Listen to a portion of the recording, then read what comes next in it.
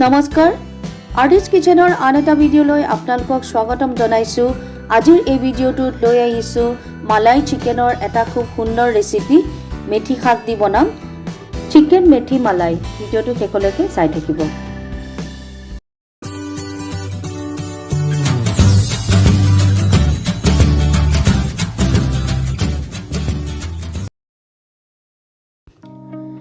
এয়া চাওক, মই লৈছোঁ প্ৰায় 400 গ্ৰামমান চিকেনৰ পিচখিনি আপোনাৰ নিজৰ পচন্দৰ অনুসৰি ল'ব পাৰিব।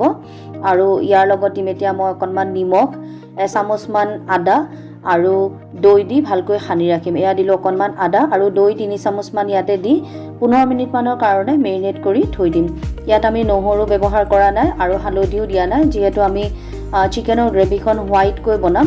এয়া চাওক, এইখিনি এতিয়া মেৰিনেট কৰি থ'ম। আৰু ইয়াৰ লগত দিম মই মেথি শাক। এয়া চাওক, মই এমুঠি মেথি শাক, 2টা পিঁয়াজ আৰু কেইটামান কাজু লৈছোঁ। পিঁয়াজখিনি আমি ভালকৈ ভাজি ল'ম আৰু মেথি শাকৰ পাতখিনি উলিয়াই ল'ম। এয়া চাওক, মই পিঁয়াজখিনি স্লাইচ কৰি লৈ ৰঙা হোৱালৈকে ভাজি ল'ম। এয়া চাওক, পিঁয়াজখিনি ভাজি ল'ব লাগিব। আৰু পিঁয়াজ ভাজোঁতে সদায় মই অকণমান চেনি দি লওঁ। চেনি দি ল'লে পিঁয়াজখিনি সোনকালে ৰঙা হৈ যায়। আৰু এইফালে পিঁয়াজখিনি ভাজি থাকোঁ মানে আমি মেথি শাকখিনি উলিয়াই ল'ম। এয়া চাওক, মই অকল পাতকেইটাহে দিছোঁ, ঠাৰিখিনি নালাগে। এইফালে আমাৰ পিঁয়াজ ভজা হৈ আছে আৰু পিঁয়াজ এনেকৈ ভাজি থাকোঁতে ইয়াতে মই অলপ দৈ দি দিম। ইয়াতে 3 চামুচমান দৈ আৰু কাজু কেইটা আমি দি দিম ধুনীয়াকৈ ভাজি লোৱাৰ পাছত। এইখিনি পাছত আমি এটা মিক্সি জাৰত ধুনীয়াকৈ পেষ্ট এটা বনাই ল'ম। এয়া দৈ আৰু পিঁয়াজখিনি ভালকৈ আকৌ ভাজি ল'ব আৰু কাজু কেইটা দি আকৌ অকণমান ভাজি। আৰু ইফালে আমাৰ মেথি শাকখিনি আমি ৰেডি কৰি ল'ম। এয়া চাওক, মই অকল পাতখিনি দিছোঁ। পাতখিনি ধুনীয়াকৈ ধুই আমি সৰু সৰুকৈ কাটি ল'ম আৰু পাছত আমি মেথি শাকটো আকৌ অকণ ভাজি ল'ম। এতিয়া চাওক, মই এখন পেন গৰম কৰিছোঁ, তাতে দিলোঁ বাটাৰ আৰু লগত দি দিলোঁ অকণমান ৰিফাইন অইল। বাটাৰ আৰু ৰিফাইন অইল এনেকৈ দি দিব, তেতিয়া বাটাৰটো জ্বলি নাযায়। আৰু এতিয়া আমাৰ মেৰিনেটেড চিকেনখিনি ইয়াত ধুনীয়াকৈ দি আমি ভাজি ল'ম। এয়া চাওক, মেৰিনেটেড চিকেনখিনি আমি ইয়াতে দি ল'লোঁ আৰু এয়া আপোনাৰ পচন্দৰ অনুসৰি ভাজি ল'ব চিকেনখিনি, যিমান ইচ্ছা আপুনি ভাজি ল'ব। এয়া চাওক, মই চিকেনখিনি দি ল'লোঁ আৰু চিকেনখিনি এতিয়া আপুনি একো কৰিব নালাগে। এয়া আমাৰ ল' মিডিয়াম ফ্লেমত আমি চিকেনখিনি ভালকৈ ভাজি ল'ম। আৰু ইফালে আমাৰ পিঁয়াজৰ পেষ্টটো আমি মিক্সি জাৰলৈ লৈ ল'লোঁ আৰু ধুনীয়াকৈ ইয়াৰ পৰা এটা ফাইন পেষ্ট এটা বনাই ল'লোঁ। আৰু ইফালে আমাৰ মেথি শাকখিনিও ৰেডি কৰি ল'ম। মেথি শাকখিনি আমি ধুনীয়াকৈ ভাজি ল'ম। এয়া চাওক, মই পিঁয়াজৰ পেষ্টটো উলিয়াই থ'লোঁ।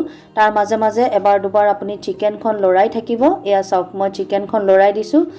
চিকেনখনৰ পৰা পানী ওলাই আহিছে, এয়া আমাৰ ভজা হৈ আহিছে। এইটো ষ্টেজত একো কৰিব নালাগে, চিকেনখিনি ভাজি থাকিলে হ'ল। আৰু এইফালে মই মেথি শাকখিনি ধুনীয়াকৈ ধুই ল'লোঁ। এয়া আমাৰ চিকেনখিনি আকৌ মই দেখাইছোঁ, চিকেনখন প্ৰায় ভজা হৈ গৈছে। এইটো ষ্টেজত আমি পেষ্টটো দি দিব পাৰোঁ।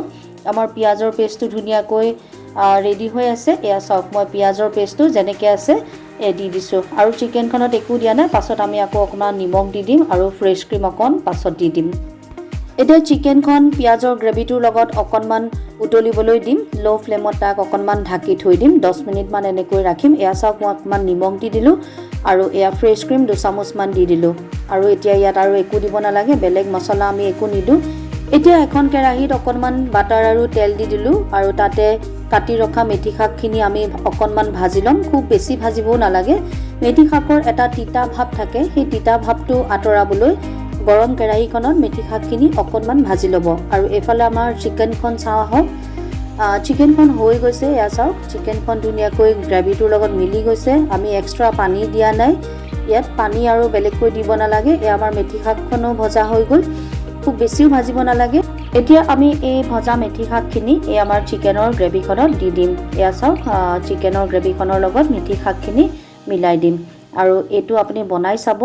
এনেকুৱা এবিধ চিকেন আমি সাধাৰণতে বিয়া বা পাৰ্টি এনেকুৱাবিলাকতে খাবলৈ পাওঁ। কেতিয়াবা ঘৰতো এনেকৈ বনাই খাবচোন, ৰেষ্টুৰেণ্ট ষ্টাইলৰ নিচিনা হয়, খুব ধুনীয়া হয়।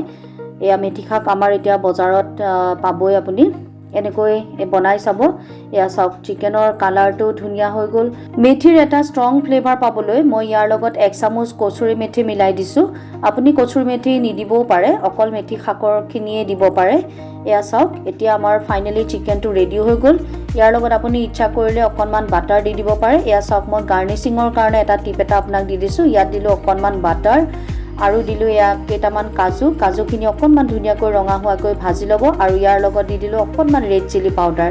আৰু এইটো আমি গাৰ্নিচিঙত ব্যৱহাৰ কৰিম। এয়া চাওক, মই কাজুখিনি ভজা হৈ গ'ল আৰু ইয়াৰ লগত দি দিলোঁ এক চামুচো নহয় অকণমান কমকৈ দিছোঁ ৰেড চিলি পাউডাৰ অকণমান দি দিব এইখিনি আমি গাৰ্নিচিঙৰ কাৰণে ব্যৱহাৰ কৰিম এয়া চাওক মোৰ প্লেটিং কৰিব পৰা হৈ গ'ল চিকেনটো ৰেডি হৈ গ'ল এয়া মই প্লেটিং কৰিছোঁ এয়া চাওক মই প্লেটত দি গৈছোঁ আপুনি ৰুটি ভাত পোলাও যিকোনো লগতে খাব পাৰিব এবাৰ আপুনি এনেকৈ বনাই চাওক এইটো অকণমান ৰিচ হয় চিকেনটো কিন্তু এবাৰ খালে আপুনি আলহী অতিথি আহিলেও বনাবলৈ মন যাব এয়া প্লেটখন চাওক আৰু মই এয়া গাৰ্নিছ কৰি দিছোঁ খুব ধুনীয়া হয় খাবলৈ অকণমানো স্পাইচি নহয় সকলোৱে খাব পাৰিব ভিডিঅ'টো চাই ভাল পালে লাইক কমেণ্ট কৰিব নতুনকৈ চোৱাসকলে প্লিজ মোৰ চেনেলটো ছাবস্ক্ৰাইব কৰিব আকৌ লগ পাম নতুন ভিডিঅ'লৈ